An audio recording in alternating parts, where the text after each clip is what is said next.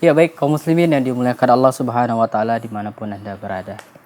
Kita lanjutkan kisah kita, yaitu kisah Ashabul Uhdud, penghuni dari parit berapi.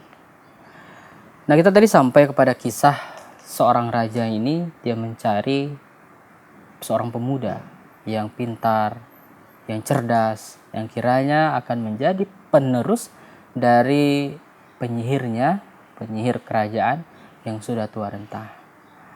Maka pemuda ini pun akhirnya belajar kepada sang penyihir. Namun dikarenakan jarak antara sang penyihir dan jarak ke rumahnya itu agak jauh dan dia harus melakukan perjalanan. Ketika dalam perjalanan dia akan pergi ya ke rumah penyihir itu, di tengah jalan dia mendapati ada majelis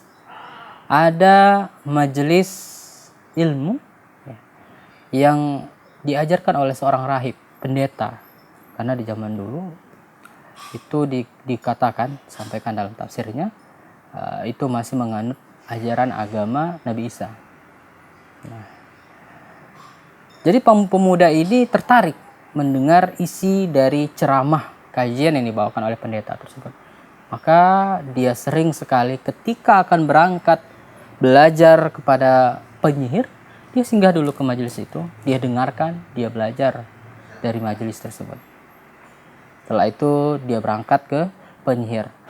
Maka terkadang sering sekali didapati oleh sang penyihir, pemuda ini terlambat datangnya. Maka dia marah sejadi-jadinya memukul sang pemuda ini. Keesokan harinya, pemuda ini pun menyampaikan kepada sang rahib, sang pendeta ini, tentang dia dimarahi dan bahkan dipukul oleh penyihir ini.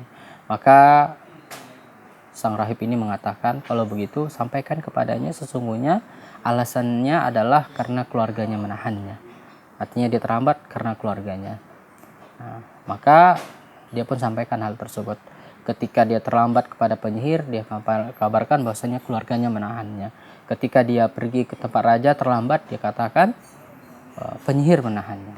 Nah, kemudian kaum muslimin yang dimuliakan Allah, berlalulah waktu demi waktu dia belajar dengan pendeta ini, sang rahib ini, dan juga belajar kepada penyihir. Sampailah dia pada tingkatan yang cukup tinggi. Artinya dia sudah menguasai banyak dari ilmu sang rahib dan banyak dari ilmu sang pendeta dan sang penyihir maksudnya. Nah, suatu hari pemuda ini ingin menguji ya, mana di antara ilmu dari kedua gurunya ini yang lebih unggul, yang lebih baik untuk dia yakini, untuk dia dalam. Maka suatu hari dia melewati satu jalan, yang mana di jalan tersebut ada peristiwa yang mengejutkan. Ada binatang yang buas lagi besar menghalangi jalan-jalannya penduduk. Penduduk di sekitar itu karena melihat pemuda ini langsung mengatakan, itu si pemuda yang belajar kepada penyihirnya kerajaan, maka minta tolonglah kepadanya. Maka sang pemuda ini pun terlintas di hatinya, langsung dia ingin menguji dari kedua ilmu dari gurunya yang dia dapatkan. Mana yang hak, mana yang lebih tinggi, mana yang lebih baik, mana yang lebih kuat. Maka dia ambil batu, dia baca mantra-mantranya penyihir pertamanya ya. Dia baca mantra-mantranya penyihir, dia lemparkan kepada binatang ini. Nah, tidak terjadi apa-apa. Artinya tidak mempan ya ilmu dari sang penyihir ini. Kemudian dia pun membacakan ya, doa yang diajarkan oleh sang rahib. Diucapkan bismillah dengan nama Allah, kemudian lemparkan kepada binatang ini, langsung binatang itu mati dan terjatuh ke dalam jurang. Nah, dari sini akhirnya dia meyakini perkara tersebut.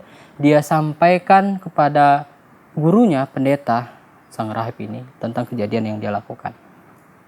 Maka sang rahib berpesan kepadanya, wahai anakku, sesungguhnya engkau telah mendapatkan ya derajat atau juga telah mendapatkan kelebihan, keutamaan dari ilmu yang aku berikan. Nanti akan ada waktu saatnya kau akan diuji dengan ilmumu. Dan ketika itu maka hendaklah jangan sampai kau sampaikan bahwasanya aku yang mengajarkanmu. Nah, ini yang dikatakan oleh pesan dari sang rahib kepada anak muda ini. Nah, berlalulah waktu, terkenalah sang pemuda ini, dan dia memiliki, Allah berikan karomah kepadanya, bisa menyembuhkan orang yang sakit. Dia bisa menyembuhkan orang yang sakit kusta, yang tubuhnya itu dipenuhi dengan putih-putih, ya. Kemudian dia bisa menyembuhkan penyakit-penyakit dalam lainnya, sehingga terkenalah dia seorang tabib yang bisa menyembuhkan. Dan kabar ini sampailah kepada ada seorang pembesar atau juga pejabat dari kerajaan.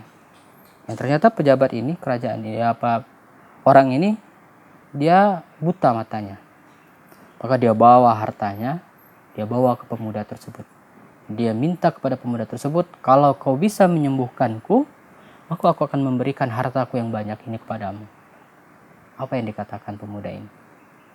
Dia katakan, wahai Bapak, sesungguhnya bukan aku yang mengobati, bukan aku yang bisa menyembuhkan, tapi yang memberikan kesembuhan adalah Allah, Tuhanku dan Tuhanmu. Jika kau beriman kepadanya, maka aku akan berdoa untuk kesembuhanmu. Maka mendengar perkara ini, laki-laki ini, ya, pejabat kerajaan ini, dia terkejut. Dan dia menyetujui permintaan atau persyaratan dari pemuda ini. Akhirnya dia pun beriman kepada Tuhannya sang anak atau sang pemuda tersebut.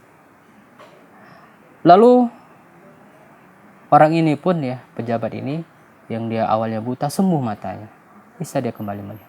Dia pun menghadap kepada raja. Sang raja terkejut. Sang raja bertanya kepadanya, siapa yang menyembuhkan matamu? Bagaimana bisa kau bisa kembali melihat? Maka pejabat ini tadi mengatakan, yang menyembuhkanku adalah Tuhanku dan Tuhanmu. Maka mendengar perkara tersebut, sang raja marah, murka. Kau mengatakan bahwasanya ada Tuhan selain aku? Ya.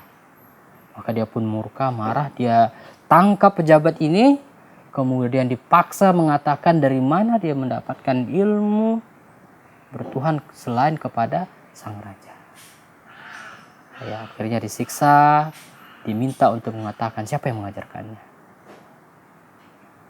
Nah, akhirnya pejabat ini pun membuka mulut. Dia katakan bahwasanya yang mengajarkannya adalah pemuda muridnya sang penyihir.